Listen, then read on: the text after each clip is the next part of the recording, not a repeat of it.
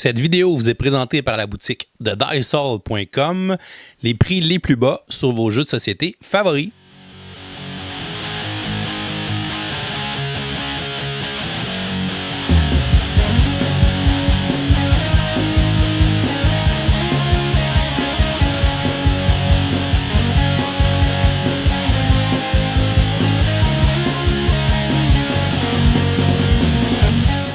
Bonjour chers amis joueurs, ici LP, bienvenue à ce nouvel épisode spécial de Kickstarter Summer or Not, dans lequel je fais suite à mes 3 dernières vidéos dans lesquelles je t'expliquais respectivement Race for the Galaxy, Roll for the Galaxy et le plus récent de la série New Frontiers.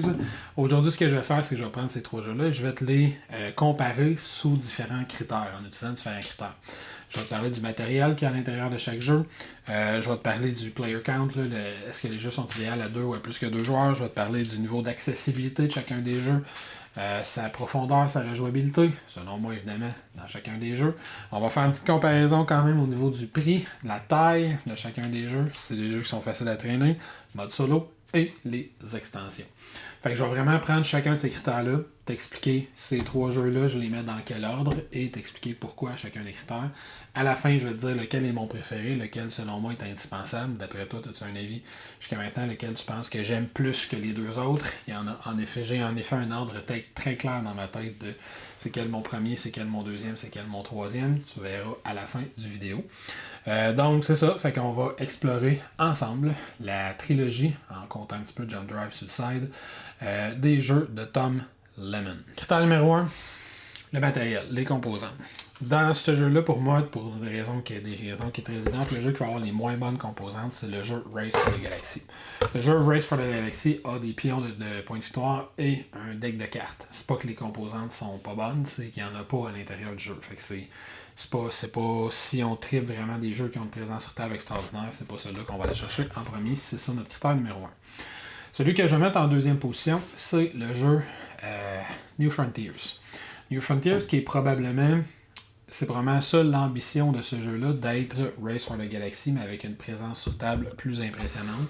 Les ressources à l'intérieur de New Frontier, qui sont des espèces de gigantesques cubes, sont vraiment de très très haute qualité. Les plateaux de joueurs sont de super bonne qualité. C'est vraiment impressionnant. Mais en première place, je vais quand même mettre le jeu Roll for the Galaxy, entre autres à cause des dés, qui sont vraiment, selon moi, d'une compo d'une qualité exceptionnelle. C'est mes dés, je l'avais dit quand j'avais fait la vidéo de Roll for the Galaxy, c'est mes dés préférés. Tout jeu confondu, peu importe le jeu, peu importe le type de jeu, c'est vraiment mes dés préférés. Et le reste du matériel est quand même aussi de très bonne qualité. Les petits plateaux de joueurs personnels, les tuiles de civilisation qu'on va placer, les tuiles de développement de galaxies dont on va faire la conquête, c'est très intéressant. Le plateau de joueurs est vraiment très très cool dans New Frontiers, la façon dont les planètes vont s'emboîter à l'intérieur de notre plateau, c'est quand même très très bien réussi.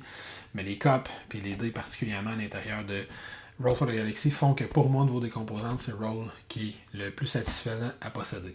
Par contre, je vais mettre une petite parenthèse en disant, quand même, celui qui a la meilleure présence sur table, celui qui est le plus impressionnant, qui a le plus de chances que quelqu'un qui ne connaît rien aucun des 3 jeux s'arrête pour voir qu'est-ce qui se passe, ça reste New Frontiers à cause des cubes, à cause de la place qu'il prend. Mais il y a quand même quelque chose de très gimmick à l'intérieur de celui-là, dans le sens où on veut le rendre plus gros que ce qu'il a besoin d'être. Fait que c'est pour ça que, selon moi, à mon sens, qu'il n'est pas en première place au niveau des composantes, mais plutôt en deuxième place dans cette trilogie.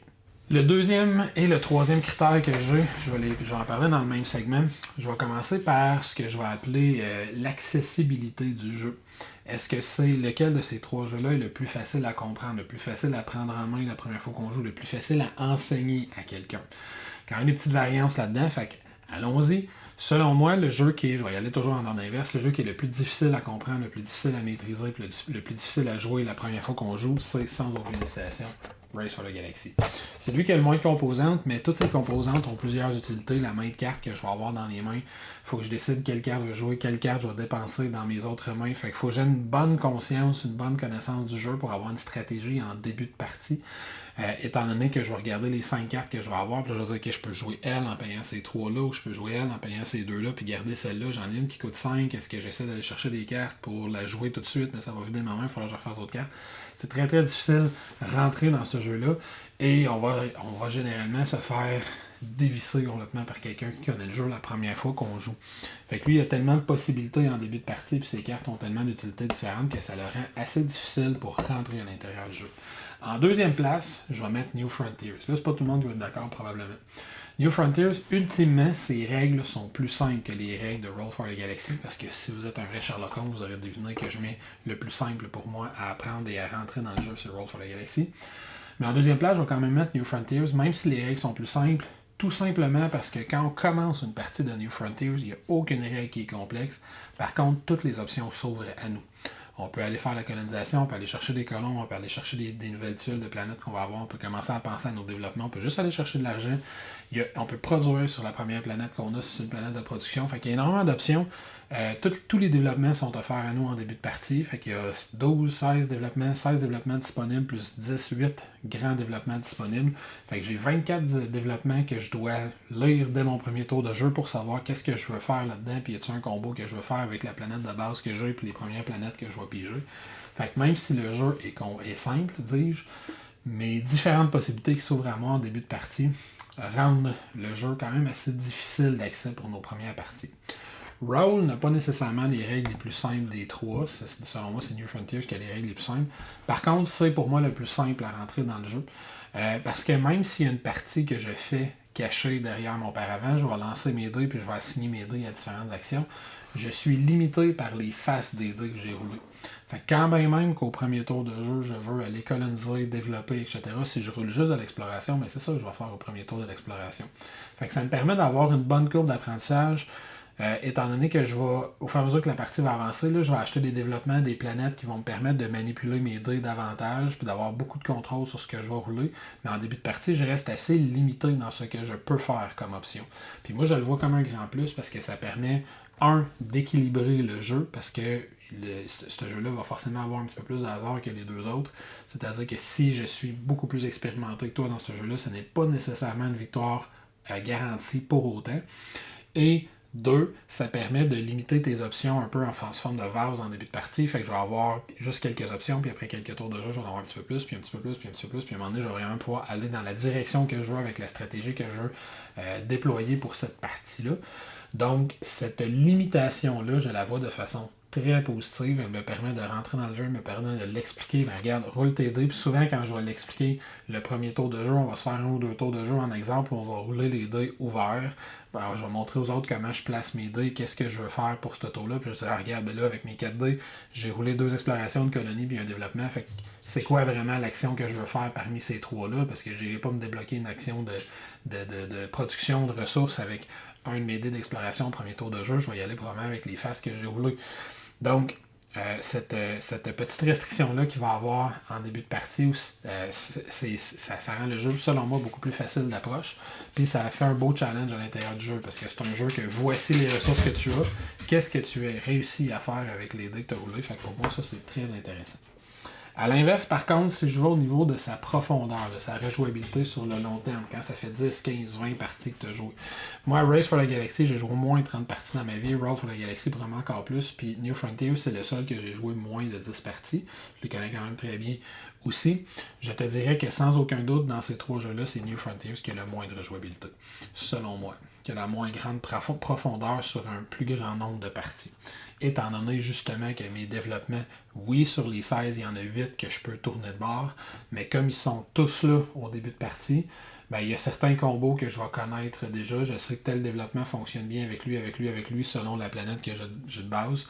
Fait que généralement, je vais avoir tendance à avoir des parties qui se ressemblent un petit peu plus les unes aux autres, au fur et à mesure qu'on apprend à bien connaître le jeu. Comme j'ai dit, oui, il y a quand même une bonne part de rejouabilité dans le sens où les développements, je peux les mettre d'un côté ou de l'autre. Puis tous mes développements majeurs, les 8, je peux les mettre d'un côté ou de l'autre aussi. Mais quand même, quand on les connaît, il y a rapidement certains combos qui vont se dessiner selon les planètes que je vais piger, puis ça va donner un sens à ma partie. En deuxième position, au niveau de la profondeur de la rejouabilité, je vais mettre Roll for the Galaxy. Roll for the Galaxy, avec tous les développements et les planètes qu'on peut avoir, puis chaque développement, chaque tuile que je peux, je vais choisir si c'est une planète ou un développement d'un côté ou de l'autre. Ça me donne énormément de rejouabilité. Je ne passerai pas au travers toutes les tuiles dans une partie. Puis ça va me donner beaucoup de différentes possibilités sur comment je vais développer mon empire. Fait que ça, c'est très intéressant. Quel dé je vais aller chercher, quel dé je vais acheter dans ma table, aussi dans mon verre, quelle planète je vais avoir, je vais aller vers le jaune, vers le vert, etc. Fait que c'est très intéressant comment ça fonctionne au niveau des dés, mais là je suis obligé de concéder le point à Race for the Galaxy, étant donné que chaque carte peut être utilisée pour payer le coût d'une autre carte, puis que le deck de cartes c'est juste des cartes différentes, s'il y a une rejouabilité quasi infinie juste avec le jeu de base. Fait qu'au niveau de sa profondeur, de sa complexité, on va toujours, à chaque partie que je joue, je trouve des combos que j'avais pas trouvé précédemment. Fait que Race for the Galaxy est vraiment assez exceptionnel au niveau de sa rejouabilité. Selon moi, c'est lui qui remporte ce petit chapitre-là haut la main. Fait que lequel est le plus simple à apprendre, selon moi, c'est Roll. Le plus simple la première fois qu'on joue, ça va être Roll, mais lequel va peut-être t'en donner être encore le plus vivant ou le plus profond après 5, 10, 15, 20, 25 parties, ça se peut que ce soit Race. Mon troisième critère, mon prochain critère, ça va être la mécanique de base du jeu. Là, ça va être drôle à dire parce que les trois jeux ont la même mécanique de base. C'est-à-dire que je choisis une action, je donne accès à tous les joueurs à cette action-là, mais moi, en tant que joueur actif qui a choisi cette action-là, je vais gagner un petit bonus à cette action-là. Fait que si je fais le tour, au niveau de cette mécanique-là, c'est New Frontier, je trouve qu'il l'exploite le moins bien. Parce que New Frontiers, lui, ce qu'il va faire, c'est que quand c'est à toi de jouer, les actions sont toutes ouvertes devant toi, comme à San Juan ou à Puerto Rico. Je choisis quelle action je veux faire. Tiens, gang, voici, nous allons faire une action de développement. Fait que moi, j'ai un rabais de 1 sur mon développement, puis ensuite, tout le monde le fait. J'ai pas besoin de prévoir, j'ai pas besoin de me casser la tête pour savoir qu'est-ce que les autres vont faire, puis d'essayer de lire le jeu que les autres vont faire. Je regarde laquelle je veux faire parmi celles qui sont disponibles. C'est celle-là que je fais tout simplement. Fait que j'ai moins d'interaction, je dirais, entre les joueurs. Ça va limiter un petit peu plus l'interaction qu'il va y avoir entre les joueurs. La deuxième que je vais aimer un petit peu plus, c'est le Race for the Galaxy. Race for the Galaxy, il fonctionne de la même façon. Par contre, on va sélectionner au début de son tour de jeu quelle action on va débloquer pour le tour. Fait que là, j'ai besoin de lire un petit peu davantage ce qui se passe autour de moi parce qu'on choisit tous quelle action on va débloquer pour le tour, puis ensuite on révèle. Fait que là, ça se peut que j'ai choisi la même action que toi, puis qu'on soit deux à avoir débloqué l'exploration. Fait qu'il va y avoir une phase d'exploration ce tour-là. Puis tous les deux, on va profiter du bonus d'exploration, mais tout le monde va la faire. Par contre, j'aurais peut-être eu besoin qu'il y ait une phase de colonie dans le même tour. Fait qu'avoir bien deviné que toi, tu allais faire exploration, mais j'aurais peut-être débloqué la phase de colonisation à la place de débloquer moi aussi la phase d'exploration. Fait que j'aime davantage le fait qu'on va choisir de façon simultanée et secrète quelle action on va débloquer pour le tour, parce que ça va favoriser un petit peu plus l'interaction entre les joueurs, puis ça me force à être attentif à ce que les autres font autour de la table. Et ça, cet aspect-là, je trouve que c'est Roll for the Galaxy qui l'exploite le mieux. Et Roll for the Galaxy fonctionne exactement de la même façon que Race pour cet aspect-là. Je lance mes dés, puis je vais choisir un des dés qui va débloquer la phase que je veux qu'elle se débloque. Et ce que j'aime davantage de Race for the Galaxy, c'est que tu n'as pas de bonus à la phase que toi, tu as décidé de débloquer. Le seul bonus que tu as, en quelque sorte, c'est que tu t'assures que cette phase-là soit débloquée. Fait que c'est lui qui va pousser davantage la lecture de ce que les autres joueurs vont faire, parce que comme je n'ai même pas de bonus à l'action que je vais choisir, je la prendrai pas simplement pour profiter du bonus. Je vais la prendre vraiment juste si je suis certain ou si je pense que personne d'autre va la débloquer parce que j'ai vraiment besoin de faire cette action-là, ce tour-là. Puis ça ouvre, selon moi, des belles... Race le fait aussi, évidemment, mais Roll, selon moi, c'est encore plus le fun. Ça ouvre à des belles lectures ou des beaux tours où j'ai réussi à dire, moi je regarde ça, moi je regarde ton plateau de jeu, je suis sûr que tu vas vendre au prochain tour, puis j'ai besoin de ça, fait que c'est toi qui vas le débloquer, je suis correct. Toi, qu'est-ce que tu fais? Toi, t'as plus de tuiles, c'est sûr que tu vas explorer. Fait que j'ai pas besoin de développer l'exploration, je sais que tu vas te faire, fait que moi je vais en profiter pour coloniser ce tour-là, même si j'ai pas beaucoup de dés là-dedans. Fait que je vais pouvoir placer mes autres dés, puis tous les nombreux dés que j'ai roulés en exploration puis en vente, je vais pouvoir les utiliser quand même, parce que je suis sûr que vous allez le débloquer, puis si tu réussis à le faire, ben c'est le fun, tu utilises tous tes dés, puis tu as réussi à lire la table. Fait que c'est un jeu, c'est Race et Roll, ce sont davantage des jeux où tu vas avoir à lire la table autant que ce qui se passe sur la table, mais à porter attention à ce qui se passe autour de la table aussi. Fait que ça, je trouve ça intéressant. Puis comme il n'y a pas de bonus dans Roll, je le trouve encore plus fun pour cet aspect-là. Fait qu'au niveau de l'utilisation de cette mécanique-là, pour moi, Roll est premier, Race est deuxième, New Frontiers est troisième. Allons-y maintenant avec le nombre de joueurs comme prochain critère. New Frontiers, c'est un jeu de 2 à 5 joueurs. Roll for the Galaxy, c'est un jeu de 2 à 5 joueurs. Race for the Galaxy, c'est un jeu théoriquement de 2 à 4 joueurs. La première édition et la deuxième édition l'a monté pour être un jeu de 2 à 5 joueurs aussi. Fait que le nombre de joueurs, c'est pareil pour tous. Le Race for the Galaxy est clairement, selon moi, numéro 1 pour les parties à 2 joueurs. C'est lui qui va se jouer le plus rapidement, le plus simplement. Puis dans une partie à 2 joueurs, il y a une petite mécanique qui change un peu où chaque joueur va actionner 2 ordres dans le tour de jeu. Au lieu d'un seul, on va jouer 2 cartes pour activer des phases pour qu'il y ait davantage de phases qui s'activent, pour qu'il y en ait juste une ou deux à chaque tour de jeu. Puis ça, c'est le fun parce que ça te donne beaucoup de contrôle sur la partie qu'il va avoir. Le contrôle que tu as un petit peu moins, tu dois davantage lire la table quand tu joues à plus de 2 joueurs. Fait que ça peut être le fun à 2. Roll for the Galaxy à 2, il est très très bon aussi, mais il n'y a pas cet aspect-là qu'on débloque davantage de phases. À 2, ce qu'on va faire, c'est qu'on va lancer une espèce de dé neutre et ce dé-là va débloquer une phase. La raison pour laquelle je le mets deuxième après Race for the Galaxy, c'est que cette phase-là est complètement aléatoire, savoir c'est quoi l'autre phase qui va être débloquée par ce dé neutre-là. Fait que comme je peux pas prévoir, c'est quand je joue à 2 joueurs, je sais que tu vas jouer 2 cartes, je sais que je vais en jouer 2, fait que j'ai quand même un contrôle total sur ce que je pense que toi tu vas faire. Le dé, j'ai aucune idée de savoir qu'est-ce qu'il va faire. Fait que ça se peut que des tours de jeu, je vais prendre une chance, je vais espérer qu'il débloque l'exploration, puis je vais faire d'autres choses. Ah ben non, il a débloqué la colonisation, la même affaire que moi, Maudine. Fait que ça, j'aime un petit peu moins cet aspect-là. Le jeu est excellent à 2 quand même, mais je trouve que Race gère mieux l'aspect à 2. New Frontiers, il n'y a pas vraiment de différence que tu joues à 2 ou à plusieurs. Fait que lui, au niveau du player count, il est aussi efficace à 2, à 3, à 4, à 5. Au-delà de 2 joueurs, je trouve que le meilleur, c'est Roll for the Galaxy, où là, c'est vraiment le fun de commencer à lire autour de la table, comme je l'ai expliqué dans le segment précédent. Fait qu'à 3 joueurs et plus, Roll, pour moi, il est numéro 1. À 2 joueurs et plus, c'est Race, qui est numéro 1. Dans tous les cas, c'est New Frontiers, qui est numéro 3. J'arrive avec les extensions. Fait qu'au niveau des extensions, qu'est-ce que je pense des jeux? En 3e place, je vais mettre Race for the Galaxy. Puis là, ceux qui connaissent les jeux vont trouver ça très drôle.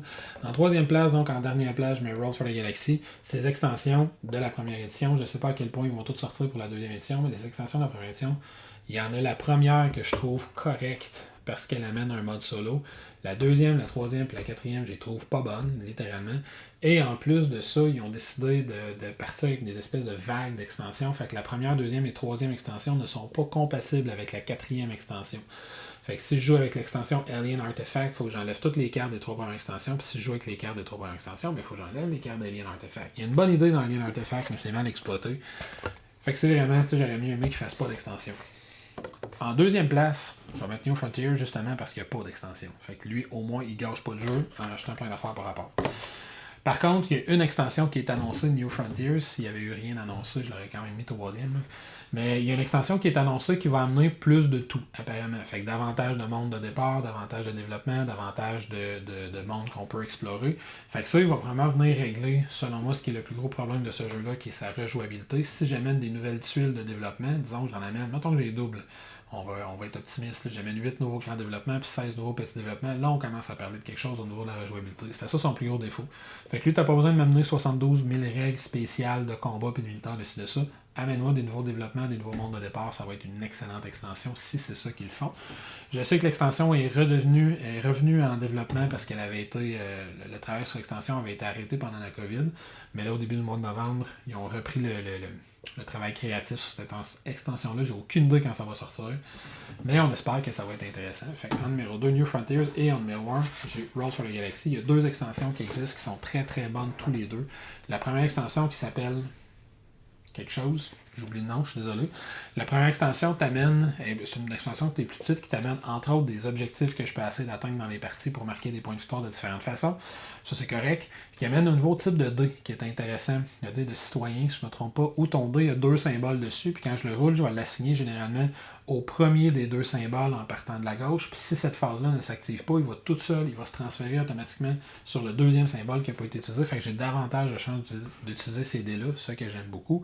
Et la 2e extension qui s'appelle Ambition, qui est très très dispendieuse, amène un dé de type, amène un autre type de dé aussi qui a 2 faces, mais amène entre autres un dé de type Dice Forge qui est super bien réussi, où tu roules ce dé-là, à chaque fois que tu lances tes dés, tu vas placer ce dé-là devant ton paravent et non pas derrière, puis il va te donner différents bonus. On te rajoute une 6e action que tu peux faire dans le jeu, qui est de modifier ton dé. Je pense que c'est ton dé alien, je sais pas quoi. Que tu peux modifier ce dé-là, fait que tu peux littéralement acheter des nouvelles phases de dés, enlever les phases qui sont déjà dessus, remplacer les phases de dés, puis décider comment tu veux construire ton dé. Je veux-tu qui me donne juste des bonus en colonisation, fait qu'à chaque fois que je le roule, je sais que mon action de colonisation va coûter moins cher, ou je donne différents bonus dessus qui vont affecter différentes parties, vont me faire plus d'argent, ils vont me permettre d'explorer plus facilement. Il y a énormément de bonus. Je pense qu'il y a 54 phases de dés différentes que tu peux mettre dessus. Là. C'est vraiment un chiffre ahurissant, ça n'a pas de bon sens. Puis, fait qu'il est super, super intéressant. C'est super agréable de jouer avec ça. Puis j'ai beaucoup, beaucoup de fun. Ça complexifie le jeu un peu, par contre. Je ne le montrerai pas nécessairement avec du monde qui n'ont jamais joué, qui ont juste une ou deux parties dans le corps, mais ça rend vraiment le jeu super intéressant. Fait que lui, que de bonnes extensions. Donc, première place. Pas d'extension, une qui s'en vient. Deuxième place. Que de mauvaises extensions. En tout cas, une qui est pas si pire, puis les autres, c'est toutes mauvais. Fait que, dernière place. Avant-dernière catégorie que je vais aborder, ça sera pas très long, c'est le mode solo. Dans l'extension, la première extension de Race for the Galaxy, qui est Gathering Storm, je pense, il y a un mode solo qui est offert, qui est correct, qui est bien, là, qui est intéressant. C'est pour ça que je dis que c'est la seule extension que je trouve intéressante, c'est parce qu'il y a un mode solo dedans, qui est bien fait. Mais je tiens quand même à préciser que ce qui est le fun de Race for the Galaxy, pour moi, c'est vraiment de lire ce qui se passe autour de la table et d'essayer de profiter des actions aux autres. Forcément, dans le mode solo, je fais moins ça, hein, parce que j'ai personne avec moi autour de la table. Donc, c'est un mode solo qui est bien fait, qui est intéressant, mais c'est pas nécessairement le genre de jeu que je veux jouer en solo. Fait que, donc, je vais quand même le placer en premier au niveau des modes solo parce que c'est le seul qui en a un. Fait que, il gagne. Le dernier critère que je vais utiliser, c'est dans le fond le coût d'entrée du jeu. Là, fait que la taille de la boîte, le prix du jeu, tout ça. Race for the Galaxy en magasin, il va se détailler 35$ canadiens environ, là, parce que grosso modo, tu as un paquet de cartes avec des jetons. Tu as vu la taille de la boîte, c'est pas une taille qui est grosse. Fait que ça, tu peux amener ça dans tes vacances au Punta Cana si ça te tente.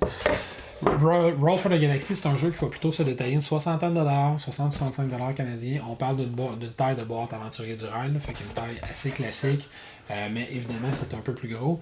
Et New Frontiers, là, on commence à parler d'une grosse boîte. La boîte de Race for the Galaxy rentre littéralement dans la boîte de New Frontiers. Fait qu'on commence à parler d'une grosse boîte, puis c'est un jeu qui est une centaine de dollars en canadien, en français. Si on l'achète, fait que lui, son coût d'entrée il est beaucoup plus élevé. Et c'est le jeu sur les trois qui, selon moi, offre la moins bonne rejouabilité. Fait que, il est très beau, oui, c'est à table. Il y a de la présence sur table, il est impressionnant à voir, mais il n'y a pas la rejouabilité, selon moi, qui vient avec le prix du jeu. Fait que pour cette raison-là, je te dirais que son prix est peut-être un peu haut pour ce que tu as à l'intérieur. Au niveau de l'accessibilité, Race for the Galaxy, moi j'ai encore les 3 premières extensions, je me suis débarrassé de la 4e, tout rentre dans la boîte de base. Roll for the Galaxy, j'ai les 2 extensions, ça rentre dans la boîte de base, puis New Frontiers, il reste de la place en masse dans la boîte de base, fait que je vais assumer que l'extension rentre également dedans. Allons-y avec la conclusion, et avant de passer à la conclusion de cette vidéo-là, je vais te parler brièvement du jeu Jump Drive. Jump Drive qui est le 4e jeu de cette série-là de Tom Lemon. Jump Drive, dans le fond, c'est une version plus simple de Race for the Galaxy. Fait que tout ce que je t'ai dit à propos de Race for the Galaxy s'applique à Jump Drive, c'est juste que c'est plus simple. Fait que si ce que je te dis de Race, ça t'intéresse, mais t'es un peu stressé parce que je t'ai dit que c'était pas simple la première fois que je jouais tout ça, peut-être que Jump Drive va être davantage pour toi. C'est vraiment une version d'intro de Race, il y a des petites différences, mais grosso modo, c'est vraiment une version d'intro de Race for the Galaxy. Je n'ai joué qu'une fois, par contre, fait que je suis loin d'être un expert dans le jeu, fait que prends ce que je te dis avec un grain de sel concernant Jump Drive. Fin de la parenthèse. Maintenant, dans quel ordre je vais placer ces jeux-là? D'abord, commençons par la première place, on va enlever du suspense. Le meilleur jeu sur ces trois-là, selon moi, c'est sans aucune hésitation Roll for the Galaxy. Je suis un amateur de jeux de dés. Fait qu'en partant, je suis servi dans ce jeu-là. Tu as des dés, tu peux te baigner dans les dés si ça te tente. Fait que je suis un amateur de jeux de dés. J'aime beaucoup dans ce jeu-là comment tu as l'impression en début de partie que le jeu est contre toi parce que tu roules pas ce que tu as besoin, puis tu es mal pris, puis il faut que tu dépatouilles avec tout ça. Mais que plus le jeu avance, puis plus tu apprends à maîtriser le jeu, plus tu réalises que tu maîtrises les dés, plus que les dés te maîtrisent toi, et que tu as un plus grand contrôle que tu le pensais. Ajoute à ça que les extensions qui viennent avec le jeu sont, selon moi, excellentes, que le matériel est de très haute qualité, qui est relativement facile à enseigner, c'est relativement facile de commencer à jouer, puis tu as quand même une très bonne rejouabilité, une très bonne profondeur, toujours selon moi. Ça en fait un jeu qui est excellent. Chaque fois que je joue, je lui rajoute quelques rangs, il monte de quelques rangs sur mon top de tous les temps. Je pense que quand on avait fait le top 5 il y a quelques années, il était quelque chose comme 40-50e. Là, il serait facilement dans mon top 25. Si c'est pas mon top 20, c'est vraiment un jeu que j'adore. Je lui mettrais facilement une note de 9.5, voire 9.7, 9.8 sur 10. En deuxième place, à la surprise probablement générale, je vais placer le jeu New Frontiers. Et là, j'entends les cris de gamers outrés. Je m'explique. New Frontiers, puis là, c'est ce que je vais dire étrangement, donc tu auras compris que Race for the Galaxy, je le mets en troisième. Et je le mets en troisième en te disant que je le sais que c'est un meilleur jeu que New Frontiers. Je m'explique. Race for the Galaxy et Roll for the Galaxy me donnent sensiblement la même expérience. Race avec des cartes, Roll avec des dés. Mais j'ai sensiblement le même feeling. Comme je suis plus un joueur de dés qu'un joueur de cartes, quand j'ai envie d'avoir ce feeling-là, cette impression-là, cette mécanique de jeu-là, cette façon de jouer-là, je joue à Roll. Et là, c'est rendu un stade où si quelqu'un me dit hey, on jouerait une petite game de Race, je fais comme t'es sûr que tu veux pas jouer à Roll? Je pense que j'ai entendu Roll, t'es sûr? Fait que j'ai plus envie de jouer à Race for the Galaxy parce que Roll me donne sensiblement la même chose en, selon moi, un peu plus simple, un peu plus accessible et avec du matériel que j'aime davantage manipuler. Fait que pour cette raison-là, fait que là c'est une espèce de comparaison injuste pour Race parce que pour cette raison-là, je vais préférer aussi sortir New Frontiers que sortir Race for the Galaxy quand j'ai à jouer avec d'autres gens parce que Race, son seul avantage par rapport à deux autres, son plus gros avantage par rapport à des autres, c'est le seul qui se joue en solo. New Frontiers, quand il est installé sur la table, il est plus simple à expliquer à du monde. C'est pour ça qu'ultimement, avec le temps, il va battre Race pour moi.